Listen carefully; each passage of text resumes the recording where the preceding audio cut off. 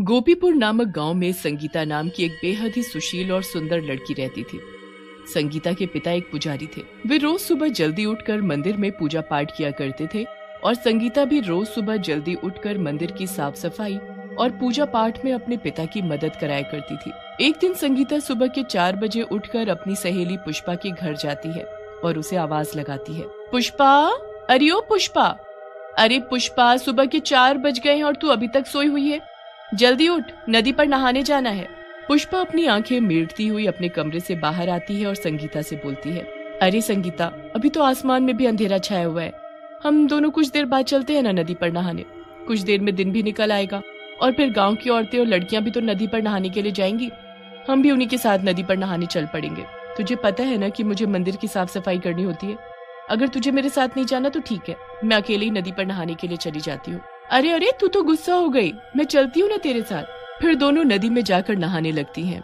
तभी नदी के किनारे पेड़ के पीछे से पवन और रामू नाम के 2 दोस्त संगीता और पुष्पा को नदी में नहाते हुए देखने लगते हैं। अरे रामू यार, इन लड़कियों को नदी में नहाते हुए देखकर तो ऐसा लगता है मानो जैसे आसमान से अप्सरा उतर कर आ गई हो। अरे वो इन्हें देखकर तो मन बड़ा ही प्रसन्न हो गया है रे। सच कहते हो पवन भैया, इन लड़कियों को यूं नदी में नहाता देखकर तो हमारा भी मन नदी में नहाने का करने लगा है। अरे तनिक इनका ये चमचमाता गोरा गोरा बदन तो देखो। अरे कमबख्त, जरा धीरे बोल, कहीं किसी ने सुन लिया तो बहुत मार पड़ेगी। हाँ। तभी संगीता को ऐसा आभास होता है कि कोई उन्हें चुपके से देख रहा है। पुष्पा, मुझे लगता है कि वहाँ पेड़ के पीछे कोई है जो हमें ऐसे नहाते हुए देख रहा है। चल जल्दी चलते हैं यहाँ से। फिर वो दोनों नदी से निकलकर अपने घर चली जाती हैं। अगले दिन फिर से संगीता सुबह के 4 बजे पुष्पा के घर जाती है और उसे आवाज लगाकर उठाने लगती है। पुष्पा कमरे से बाहर आती है और संगीता से कहती है, संगीता, मैं रोज सुबह सुबह 4 बजे उठकर तेरे साथ नदी पर नहाने के लिए नहीं जाने वाली। मेरी सारी नींद खराब हो जाती है और वैसे भी मंदिर की साफ सफाई पूजा पाठ तो तुझे करनी है, मुझे थोड़ी न करनी है। इसलिए तू अकेले ही नदी पर नहाने जा। संगीता गुस्से में वहाँ नदी पर नहाने के लिए चली जाती है।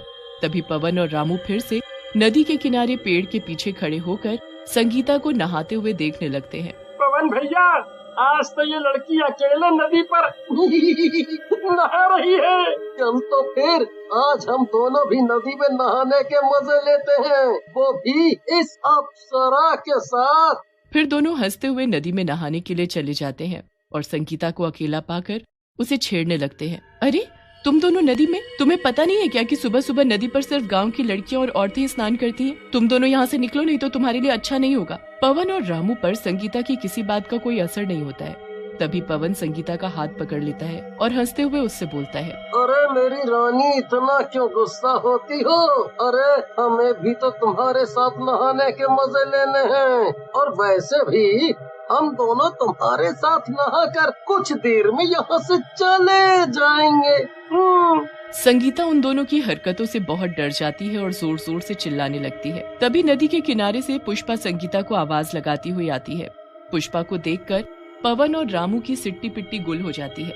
अब तुम दोनों की खैर नहीं, मैं और मेरी सहेली तुम दोनों की इस हरकत के बारे में सारे गांव वालों को बताएंगी, देख लेना। पवन हंसते हुए बोलता है, तुझे मैं जिंदा छोड़ूंगा तभी तो तू मेरी इस हरकत को पूरे गांव में बताएगी। ऐसा बोलकर पवन संगीता को नदी में डुबोकर मार डालता है और फिर वो दोनों वहाँ से भाग जाते हैं। कुछ देर में पुष्पा वहाँ आती है और नदी में संगीता की लाश को तैरता देखकर जोर जोर से रोने लगती है और भागते हुए गांव जाती है और सभी को संगीता के मरने की खबर देती है। संगीता की मौत की बात सुनकर सभी को बहुत दुख होता है। संगीता की मौत के अगले ही दिन कुछ औरतें नदी में नहाते हुए बात कर रही होती हैं। कुछ भी कहो, संगीता थी बड़ी ही अच्छी और सुशील, पर बेचारी की नदी में डूबने से मौत हो गई।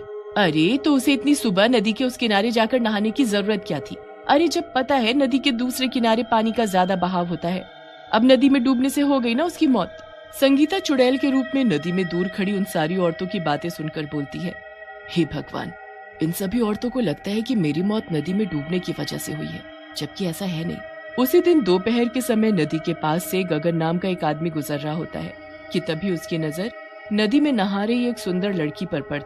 अरे ये दोपहर के समय इतनी सुंदर लड़की नदी में काहे नहा रही है, और वो भी अकेले अकेले। तभी नदी में नहा रही लड़की उस आदमी को इशारा करके अपने पास बुलाती है।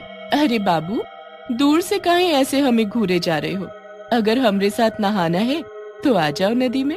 गगन मुस्कुराते हुए जल्दी से नदी में उस लड़की के पास चला जाता है और जैसे ही उसे छूने की कोशिश करता है, वो लड़की एक डरावनी चुड़ैल का रूप ले लेती है और गगन को नदी में डुबोकर मार डालती है। फिर संगीता चुड़ैल इसी तरह से नदी के किनारे से गुजरने वाले लोगों को अपनी ओर आकर्षित करती है और जब वे नदी में उसके साथ नहाने आते तो उन्हें नदी में डुबोकर मार डालती। आए दिन नदी में लोगों के मरने की खबर से पूरा गांव सदमे में आ गया था।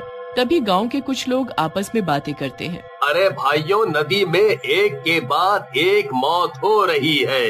ना जाने ऐसा क्या है उस नदी में जो एक एक करके हमारे गांव के आदमी नदी में डूबकर मरे जा रहे हैं। सही कह रहे हो भीमा भाई। अरे हमें तो लगता है कि उस नदी में जरूर कोई राक्षस है जो हमारे गांव के आदमियों को मार डालता है। भीमा भाई, हम लोगों को मिलकर कुछ ना कुछ तो करना चाहिए, नहीं तो ना जाने और कितने लोग उस नदी में डूबकर मारे जाएंगे। हाँ। अगले दिन भीमा अपने भाई रमेश के साथ नदी के रास्ते जा रहा होता है कि तभी भीमा को नदी से किसी लड़की के गुनगुनाने की आवाज आती है। अरे रमेश, ये लड़की कौन है जो इस तरह से गुनगुनाते हुए नदी में नहा रही है? ये लड़की हमारे गांव की तो नहीं लगती। अरे बाबूजी, मुझे दूर से देखोगे या मेरे करीब भी आओगे? अरे आप भी जाओ, मुझे अकेले नदी में नहाने में मजा नहीं आ रहा है। तुम साथ होंगे तो दोनों को नहाने में बड़ा मजा आएगा। हाँ। सुंदर लड़की की बात सुनकर भीमा से रहा नहीं जाता और रमेश के मना करने पर भी भीमा नदी में उस सुंदर लड़की के साथ नहाने चला जाता है। कुछ ही देर में वो सुंदर लड़की चुड़ैल के रूप में आ जाती है